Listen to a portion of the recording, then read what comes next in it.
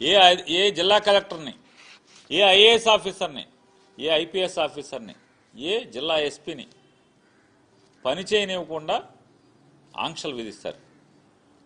మొట్టమొదటి collector conference ఏం చెప్పారు చంద్రబాబు నాయుడు గారు? మీరు ప్రజలను కూడా, ఆంధ్ర రాష్ట్ర ప్రజలను కూడా ఒకసారి గుర్తెచ్చుకోమని చెప్తున్నాను. ఏం చెప్పాడా అంటే కలెక్టర్లను ఇవ్వంగానే ఎస్పీని కూర్చోబెట్టి మనది ఇటువంటి గవర్నెన్స్ కాదు, మనది పొలిటికల్ గవర్నెన్స్.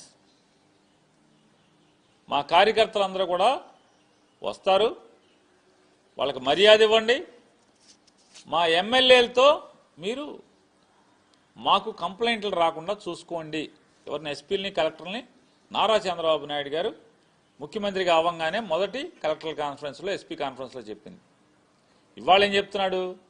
మీరు పని చేయటం చేత కావట్లేదు, మీ పనితీరుని ప్రజలు మెచ్చుకోవట్లేదు అంటున్నాడు. కలెక్టర్ల పనితీరు అంటే కలెక్టర్లు ఎవరు?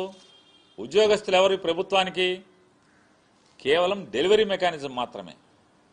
ఆలోచన చేసేది ప్రభుత్వాన్ని, అంటే కలెక్టర్లకి, ఎస్పీలకి దిశానిర్దేశం చేసేది ఎవరు? రాష్ట్ర ముఖ్యమంత్రి, మంత్రి మండలి.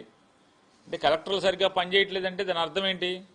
ఎస్పీలు సరిగ్గా పనిచేయట్లేదంటే దాని అర్థం ఏంటి? నారా చంద్రబాబు నాయుడు గారు, మీరు మీ మంత్రి మండలి పనితీరు బాగోలేదని కదా తప్పు మీ దగ్గర పెట్టుకుని దోషులను ఎవరిని చేస్తున్నారు?